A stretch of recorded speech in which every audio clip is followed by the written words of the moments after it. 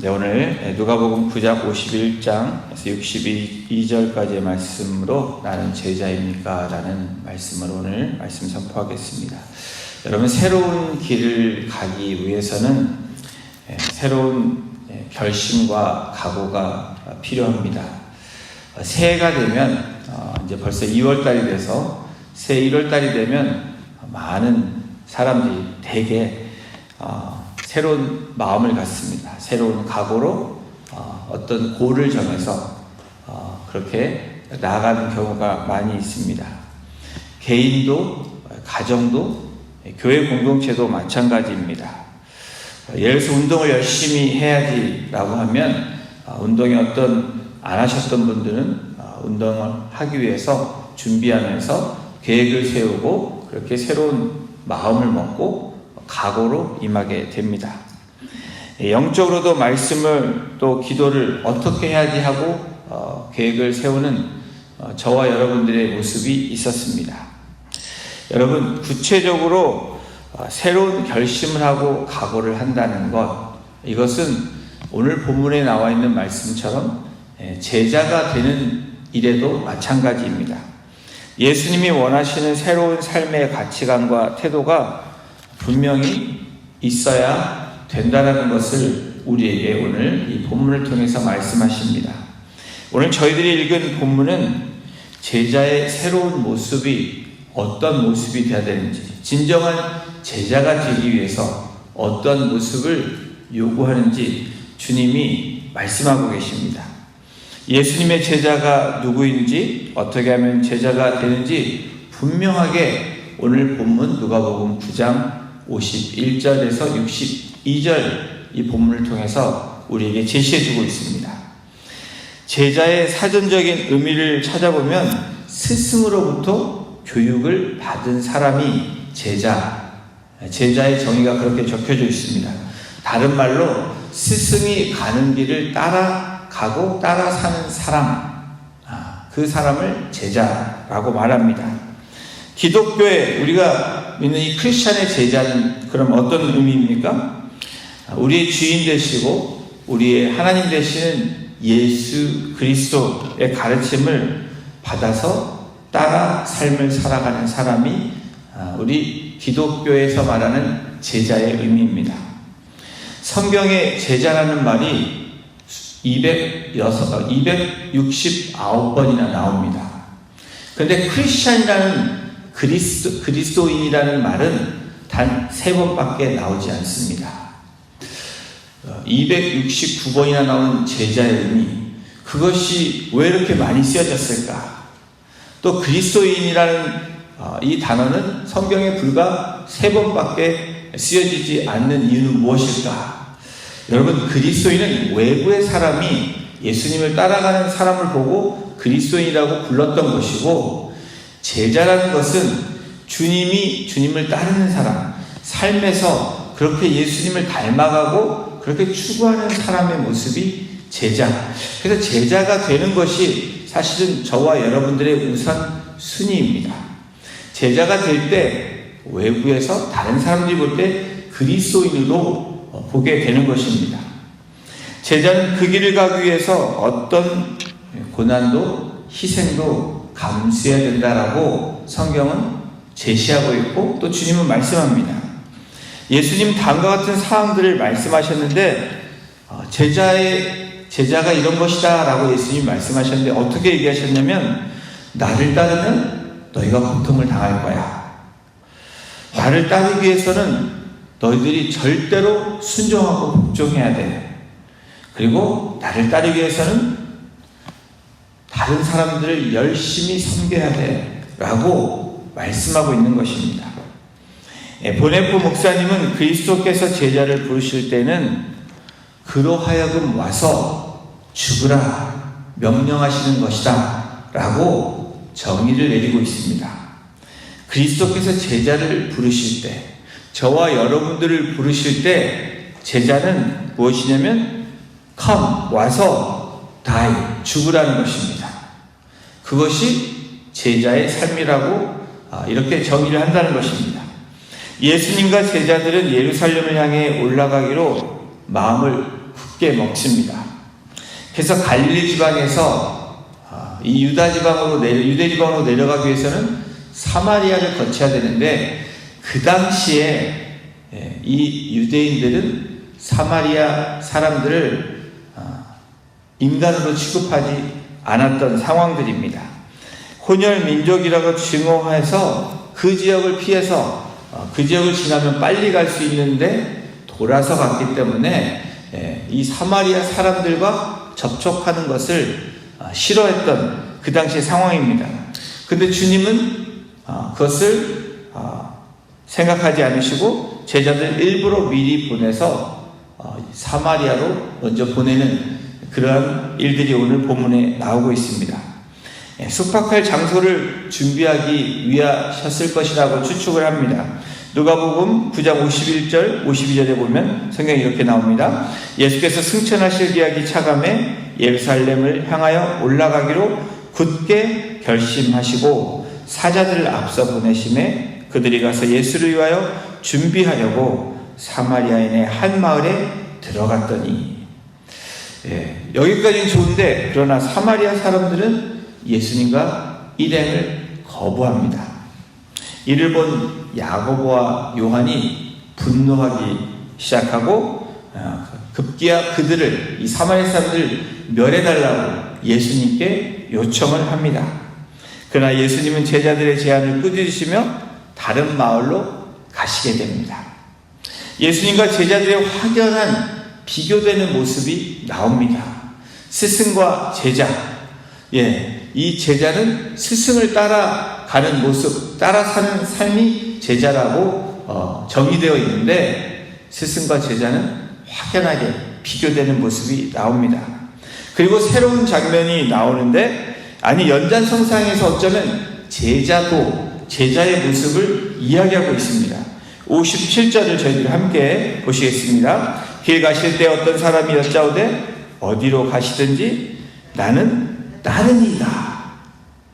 길을 가고 계셨는데 어떤 사람이 예수님께 나와 이야기를 합니다.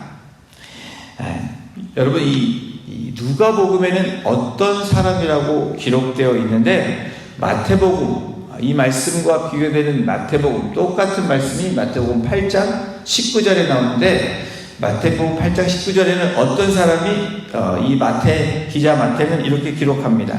한 서기관이 나와서 예수께 아뢰되 선생님이여 어디로 가시든지 저는 따르니이다. 어떤 사람이, 사실은 이 마태복음과 비교해서 공관복음에서 찾아보면 서기관이라고 기록되고 있습니다. 서기관이 여러분 누구입니까? 예수님의 공생의 사역 가운데 서기관들의 역할은 예수님을 시험하고 예수님을 괴롭혔던 부류들입니다. 바리새인과 함께 예수님을 모함에 빠뜨렸던 사람들, 그 부류가 바로 서기관입니다. 성경의 지식을 나름대로 아는 사람. 다시 말하면 예수님께서 그들을 바라보며 바리새인과 함께 위선자로 찍은 사람들입니다. 그런데 오늘 마태복음 8장에 그리고 누가복음의 9장에 어떤 사람, 바로 이 서기관이 주님 앞에 나와서 나는 주님이 어디든 가든지 나는 따르겠다 라고 얘기하는 것입니다. 그런데 서기관이 주님 앞에서 어떻게 고백합니까? 선생님이여 어디로 가시든지 나는 따르니이다. 예수님께서 가르치시고 선포하신 천국복음을 통해서 분명히 새로운 깨달음을 받은 사람입니다. 다른 서기관들과 분류된, 분명히 구별된 사람임에 틀림이 없습니다. 영향력을 받아서 예수님을 따르기로 결정한 사람이라는 것을 추측해 볼 수 있습니다. 그런데 중요한 부분이 있습니다. 여전히 예수님을 좋은 가르침을 주는 랍비 정도로 생각하고 있다는 것입니다. 이 호칭이 선생님이요 주님이라고 부르지 않냐고 선생님이라고 부르고 있는 것입니다.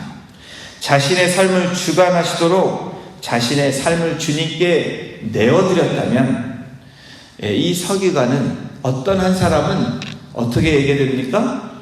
주님이라고 이야기해야 된다는 것입니다. 바로 퀴리우스라는, 내가 하나님이 되시고 나의 주인이 되시는 주님이라고 부르며 따라가야 되는데, 서기관의 고백은 주님 대신에 선생님이라고 부르고 있습니다. 예수님은 이 서기관에 대해서, 어떤 사람에 대해서 그래 장하다, 잘했어, 착하다 라고 그런 식으로 대답하지 않습니다. 어쩌면 동문서답과 같은 말씀을 하십니다. 58절에 보면 예수께서 이르시되 여우도 굴이 있고 공중에 새도 집이 있으되 인자는 머리 둘 곳이 없도다 하시고 라고 말합니다. 이 마태복음 8장 20절에도 똑같은 말씀이 나오는데, 예수께서 이르시되 여우도 굴이 있고 공중에 새도 거처가 있으되 인자는 머리 둘 곳이 없다 하시더라. 주님은 선생님이라 칭하는 서기관에게, 또 어떤 이 사람에게 자신을 인자로 나타내고 계십니다. 인자, Son of Man. 이 구약의 다니엘서에 보면 7장 13절 14절에서 종말론적 호칭으로 마지막 심판 때 심판자를 가리키는 이 명칭이 인자, Son of Man이라고 나타내고 있습니다. 인자라는 호칭은 믿음이 없는 자들에게는 예수님 자신이 메시아라는 자신을 드러내지 않는 방법이었을 것이고, 주님을 따르는 믿는 자들에게는 예수님 자신이 메시아 되심을 계시하고 드러내는 모습이 명칭이기도 합니다. 이 계시적 명칭에는 나는 메시아이고 심판자이고 주님이다라고 말씀하시는 것입니다. 이런 예수님께서 나는 세상에 머리 둘 곳이 없다라고 말씀합니다.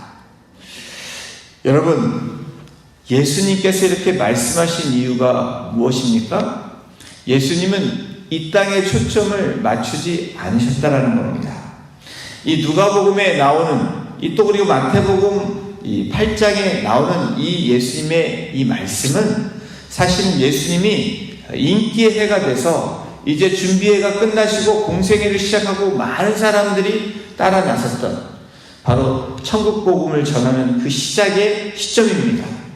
다시 말하면 예수님께서 머리 둘 곳이 없다. 예수님은 초지일간 하나님 나라를 선포하고 계시는 것입니다.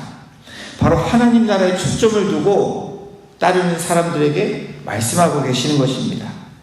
예수님이 계실 곳이 어디인지 분명하게, 그리고 우리가 가야 될 것이 어디인지 분명하게 선포하고 계시는 것입니다. 주님을 따르겠다고, 인생을 걸겠다고, 제자가 되겠다고 결심한 어떤 사람에게, 그리고 서기관에게 결심한 사람답게 주님이 어디로 가든지 주님만 쫓겠다고 말합니다. 어쩌면 이 어떤 사람이 서기관이 우리의 모습일지 모릅니다. 어쩌면 서기관의 입장에서 본다면 분명히 제자가 된 것입니다. 왜냐하면 결심하고 결단하고 새로운 각오로 나왔기 때문입니다. 오늘 본문에 서기관 말고 또 한 사람이 등장을 합니다. 누가복음 9장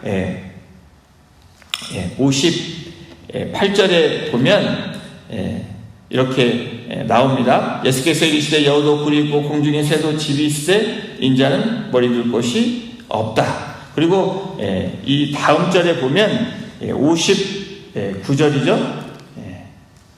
59절에 보면 얘기 나옵니다. 또 다른 사람에게 나를 따르라 하시니 그가 이르되 나로 먼저 가서 내 아버지를 장사하게 허락하옵소서.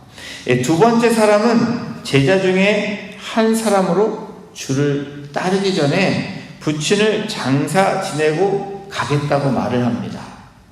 또 다른 불의의 사람이 나옵니다.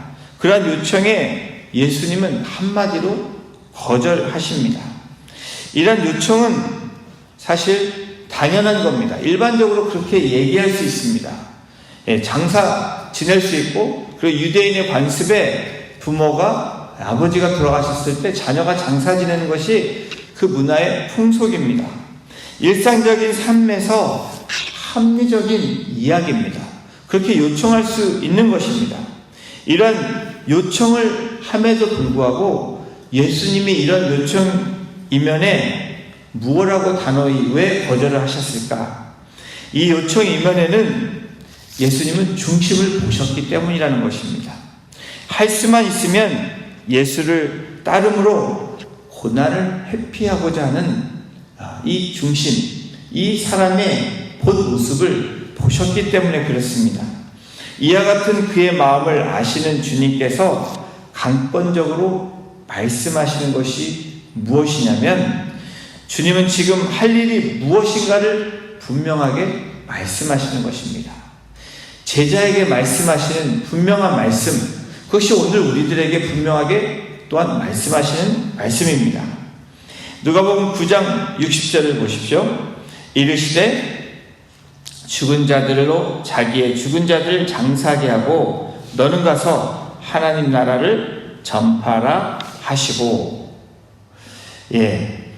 이 마태복음 8장 22절을 보면 이렇게 기록됩니다. 예수께서 이르시되 죽은 자들이 그들의 죽은 자들을 장사하게 하고 너는 나를 따라 나오라고 말씀을 합니다.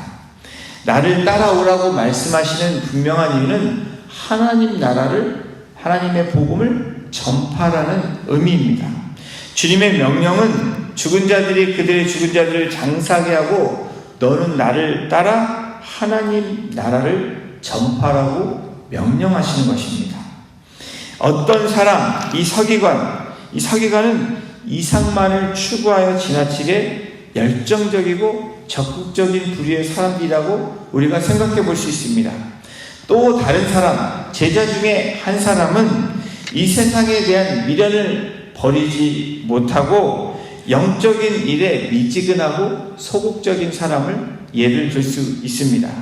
또 이 본문에 또 나오죠. 또 다른 사람이 이르시되 61절에 보면 주여 내가 주를 따르겠나이다마는 나로 먼저 내 가족을 작별하게 허락하소서.